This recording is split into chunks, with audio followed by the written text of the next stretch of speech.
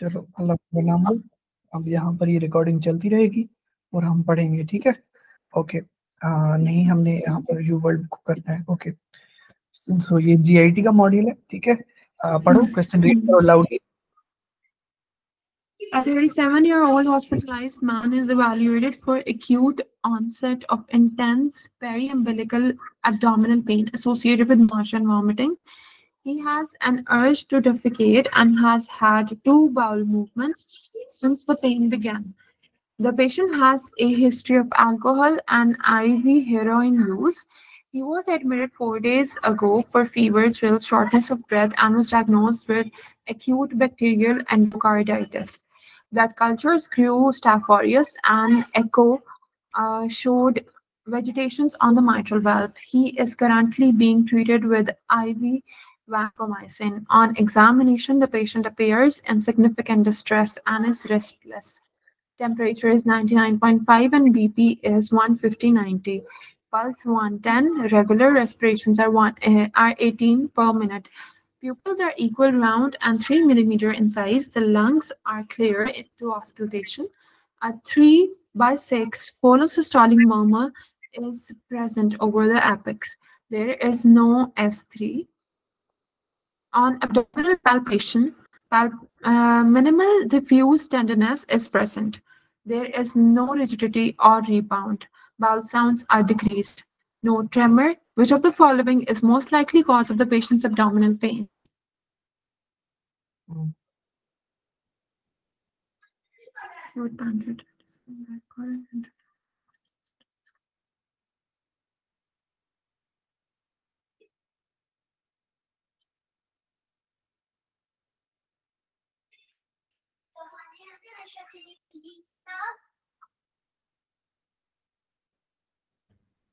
Mesenteric ischemia. सबर करो ना, सबर करो।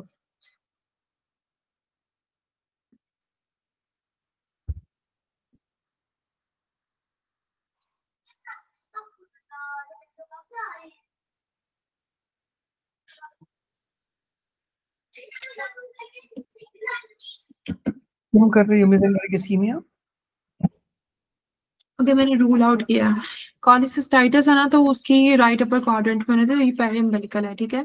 पैंक्रियाटाइटिस एक तो वो होनी थी, एपिगैस्ट्रिक पेन होनी थी, और दूसरा नॉजिया वॉमिटिंग तो उसमें होनी थी, रेडिएटिंग बैकवर्ड्स होनी थी, वो भी नहीं है। Alcohol withdrawal does not present like this. और intraabdominal abscess can be considered. Mesenteric ischemia can be considered. Opioid withdrawal भी नहीं है क्योंकि प्यूपिल्स आर इक्वल, ठीक है।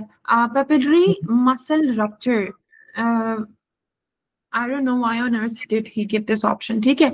और एब्सेस इसलिए क्योंकि इसने जो सा है फीवर, एब्सेस मुझे इसलिए नहीं लगा क्योंकि उसमें परसिस्टेंट फीवर होना था डिस्पाइट एंटीबायोटिक्स। तो ये बस इतना कोई हाई ग्रेड फीवर नहीं है और ना ही उतना फटीग वगैरह। मुझे रूल आउट करके मेसेंटेरिक इस्कीमिया लगा। मतलब ये है कि इसमें क्योंकि इसको एंडोकार्डाइटिस है, इसकी वजह से इसको जो ब्लड सप्लाई कंप्लीटली सही से नहीं जा रही है। सही। हाँ, that's a good idea as well. मैंने उस तरह नहीं सोचा, लेकिन मैंने रूल आउट करके आए केम ऑन मेसेंटेरिक इस्कीमिया। ठीक है, मेरे तो अटेम्प्ट करने से तुमने पहले कर लिया था, तो इसलिए मुझे इस पे माइंड मेरा नहीं चल रहा था। बट मुझे ये समझ आ रहा था कि तुमने क्यों ये अटेम्प्ट किया। मैंने अपना वो मतलब यूँ समझो कि रिवर्स माइंड इस तरह से सोचा कि मैंने कहा कि ये इस तरह से हो सकता है कि भाई आपका कि ब्लड सप्लाई सही से नहीं जा रही हो, इस वजह से तुम्हें मेसेंटेरिक इस्कीमिया मिल रहा है। बाकी अदरवाइज जो गट की जो है वो मतलब गट की जो क्या कहते हैं एग्जामिनेशन वो ऑलमोस्ट नॉर्मल है, ठीक है। हाँ, सिवियर है ना, एब्डोमिनल पैल्पेशन पे तुम्हें अपना मिनिमल डिफ्यूज टेंडरनेस मिल रही है और कोई रिबाउंड तुम्हें नहीं मिल रही, कोई रिबाउंड नहीं मिल रहा, और ब्रेथ बॉयल साउंड्स डिक्रीज है जनरली, कोई ट्यूमर नहीं है वहाँ पे, ठीक है। पूरी इसने जो हो प्रेजेंटेशन दी हुई है वो हार्ट की दी हुई है, ऑलमोस्ट आधे से ज्यादा। प्लीज ट्राई करो, शायद तुमने स्टेप 1 में भी ये करी होगी कि हम लोग लास्ट पहले पढ़ते हैं फिर ऊपर से आते हैं। तो ट्राई दिस, पहली लाइन पढ़ो, ठीक है, जो मैंने की थी उस टाइम, ये मैंने तुम्हें पहले बताया था। पहली लाइन पढ़ो, वाइटल से ऑनवर्ड्स पढ़ना शुरू करो। उसके बाद तुम वाइटल से ऑनवर्ड्स। अगर यहाँ से समझ नहीं आता तो हम दोनों एक साथ कर रहे हैं और जो वीडियो देखेंगे फॉर सपोज, तो उनके लिए हमने क्या करना है, तुम पहले फर्स्ट लाइन फिर ये वाले ऑप्शंस, अगर इससे अटेम्प्ट नहीं होता फिर बीच में जाओ। ठीक है। ठीक है, दिखने में लंबा प्रोसेस लग रहा है लेकिन अदरवाइज ये बहुत इजी हो जाता है। ठीक है चलो, हाँ acute mesenteric ischemia की प्रेजेंटेशन में rapid onset of periumbilical pain often severe. ठीक है, ये क्या होता है हमारे पास एक्यूट मेसेंटेरिक इस्कीमिया, पहले भी पड़ी हुई है कि भाई इसमें यही होता है कि हमारे पास rapid onset of periumbilical pain होता है जो कि सिवियर होता है ज्यादातर, और pain out of proportion to examination findings. Examination findings हमें इतनी ज्यादा नहीं मिल रही थी, लेकिन पेन जो है वो बहुत ज्यादा चीखता है बच्चा। ठीक है, हेमेटोकीजिया मिलता है जो कि आपकी लेट कॉम्प्लिकेशन है। एक होती थी मलीना जो होता था ब्लैक कलर्ड स्टूल, दूसरा होता है आपका ये वाला क्या नाम है इसका, फ्रेश। अगर हेमेटोकीजिया है, फ्रेश वाला ब्लड है, दैट मींस कि ये लोअर एब्डोमिनल ट्रैक्ट से है, अदरवाइज वो जो मलीना होता है वो अपर या एब्डोमिनल ट्रैक्ट से। ये कुछ लिगामेटोप्रीट्स ऊपर। फैक्टर्स में क्या है, एथेरोस्क्लेरोसिस, अक्यूट और क्रोनिक एम्बोलिक सोर्स, थ्रोम्बस, अपना कार्डियक वेजिटेशन। अब यहाँ पर ये था जिस पे मैंने फोकस किया था। तुमने तो खैर सवाल दूसरी तरीके से अटेम्प्ट किया, तुम्हारा वाला तरीका ठीक है, लेकिन वो लास्ट रिजॉर्ट होता है हमारा कि जब हमें कॉन्सेप्ट ना मिले डायग्नोसिस ऑफ एक्सक्लूजन पर जाते हैं। वो तुम अपनी जगह पे ठीक हो, निकालना है आंसर है, मक्खन निकालना है, फिर वो कैसे भी निकालो। ठीक है, खैर मैंने ये कार्डियक वेजिटेशन वाला मैंने ये सोचा था कि इसमें अगर स्कीमिया हो रही तो उसका कोई रीजन होगा, और reason behind that was cardiac vegetation. ये यहाँ पर लिखा हुआ था वेजिटेशन मेटल वाल, और वेजिटेशन तब होती है जब आपको एंडोकार्डाइटिस हो। स्टेफ करवाते हैं ना, देखो हीरोइन यूजर स्टेफ ऑरियस ये है हमारे, उसके क्या नाम है, सब अपना अक्यूट जो अपना एंडोकार्डाइटिस ड्रग अपना वो ड्रग अब्यूजर में। ठीक है, सब अक्यूट करवाता है वेरिडियन, ऐसे ही है। सही है। और वैसे आईवी ड्रग यूजर है, उसमें ट्राइकस्पिड होना चाहिए थे, पर ओके इट्स नॉट असल में हार्ड एंड फास्ट टू। चाहिए, लेकिन ऐसे नहीं कि ट्राइकस्पिड ही होता है, वो भी हो सकता है आपका क्या नाम, हाँ वेल भी हो सकता है। ठीक है, क्योंकि सही है। ब्लड और सर्कुलेट होती है। मोस्ट और कॉमनली तो यही इन्वॉल्व होता है ना। हाँ, मोस्ट कॉमनली ट्राइकस्पिड होता है। हाँ नो डाउट, बिल्कुल, क्योंकि आपकी जो आईवी ब्लड है वो right side of the heart में जाती है। ओके, अब यही है स्टेप 2 पढ़ने का तरीका। ठीक है, ये तुमने सवाल उठाया तो उस सवाल में टॉपिक में जो जो चीजें आती हैं, क्योंकि तुमने अब तुम्हारे पास बहुत सारी वाइड किस्म की नॉलेज है, क्योंकि तुमने स्टेप 1 में बहुत ज्यादा पढ़ा हुआ है। स्टेप 1 में हम ये करते थे कि भाई अगर टॉपिक है तो उसका फिर हमने फर्स्ट एड से किया, एम्बो से किया, यहाँ वहाँ से टॉपिक हमने लेक्चर सुने। यहाँ पर तुमने लेक्चर इतने ज्यादा नहीं सुने, यहाँ पर तुमने क्या करना है, डिस्कस करना है कि उस जो तुम्हें स्टेफ ऑरियस का सवाल आया या जीआईटी का सवाल आया, मेजेंटेरिक इस्कीमिया का सवाल आया, उससे रिलेटेड जो चीजें वो सवाल से तुमने कवर करनी है। और ऐसे तुमने यूवर्ल्ड को 2 पास दे दी, तुम एग्जाम के लिए तैयार हो। इनर सर्किल तुम्हें लास्ट में जाके करना है, थोड़ा बहुत रिव्यू करने के लिए, चीजों को रट्टा मारने के लिए। सही। ओके चलो आगे चलते हैं। उसके बाद एम्बोलिक वेजिटेशन देखिए, हाइपर कोएगुलेबल डिसऑर्डर कौन से होते हैं, प्रेगनेंसी। ठीक है, फैक्टर 5 प्रेगनेंसी, कैंसर, हाँ फैक्टर 5 लेगन डेफिशिएंसी, फिर एंटीफॉस्फोलिपिड सिंड्रोम, बट-क्यारी। बिल्कुल बिल्कुल बिल्कुल।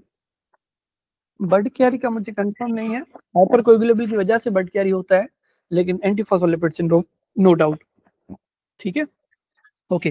डायग्नोसिस पे सीटी प्रेफर्ड। अब यहाँ पर तुमने ये चीज एक और एक्स्ट्रा है, तुम्हें पता है, वैसे जस्ट इसलिए बता रहा हूँ ताकि ये वीडियो देखने वालों को भी फायदा हो जाएगा और हमें भी रिवाइज हो जाएगा कि स्टेप 2 में और स्टेप 1 में यही डिफरेंस है। क्योंकि ये देखो ऊपर जो सवाल है वो तो स्टेप 1 वाला है, इसमें कोई भी चीज स्टेप 2 वाली नहीं थी मेरे हिसाब से, क्योंकि ये जो तुमने डायग्नोसिस बनाना है वो तो तुम्हें स्टेप 1 के यूवर्ल्ड भी सिखा गया है। सो व्हाट्स द डिफरेंस कि तुमने क्या नया गेन करना है, मैनेजमेंट कि प्रेफर्ड टेस्ट क्या है, सीटी स्कैन है। अगर सीटी अवेलेबल नहीं है, अगला सवाल तुमसे ये बना के पूछेगा कि यही कंडीशन है, अब बताओ किसकी टेस्ट कौन से करोगे। अगर वो अवेलेबल नहीं है, फॉर वो कहता है कि भाई सीटी पे हमें सीटी अवेलेबल नहीं है, नेक्स्ट क्या करोगे, एमआर करोगे। ठीक है, मैग्नेटिक रेजोनेंस इमेजिंग आ रहा है।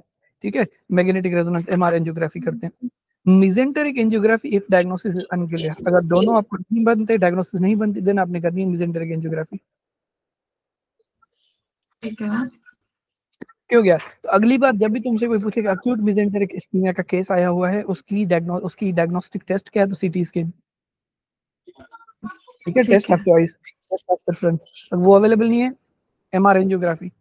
अभी भी अनक्लियर है, मैग्नेटिक अपना वो क्या नाम, मेसेंटेरिक एंजियोग्राफी करो डायरेक्टली। ठीक है, ओके उसके बाद हम आते हैं generally educational objective. acute mesenteric ischemia classically presents with acute onset severe mid abdominal pain out of proportion to physical examination findings. Progression to bowel infarction causes focal pain, peritoneal signs, rectal bleeding, and sepsis. Risk is increased in infective endocarditis, atrial fibrillation in patients with severe atherosclerotic disease. ये condition है जिसमें आपको AMI ज्यादा होती है।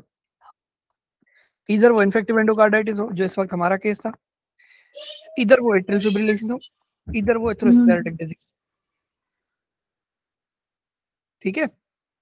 acute mesenteric ischemia classically presents with acute onset severe mid-abdominal pain out of proportion to physical examination। अब ये बात बहुत ज्यादा इंपॉर्टेंट है जो हम फर्स्ट एड में पढ़ते थे। कौन सी बात? डॉक्टर साहब कौन सी बात? हाँ, पेन आउट ऑफ प्रोपोर्शन। एक और कंडीशन है जिसमें पेन आउट ऑफ प्रोपोर्शन, एक और कंडीशन है डर्मा की जिसमें हम पेन आउट ऑफ प्रोपोर्शन पढ़ते हैं।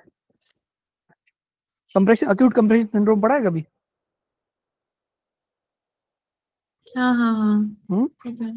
पेन आउट ऑफ प्रोपोर्शन उसके लिए भी बहुत इंपॉर्टेंट बात है।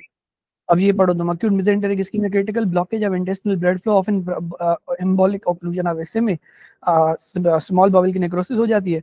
उसके बाद आपका abdominal pain out of proportion to the physical findings may see red current jelly stools, risk factors में आपके पास atrial fibrillation, peripheral arterial disease, recent MI और CHF। अच्छा मुझे 2 मिनट देना, मैं आ रहा हूँ। ठीक है, म्यूट कर लो अपनी तरफ से पहले। Okay.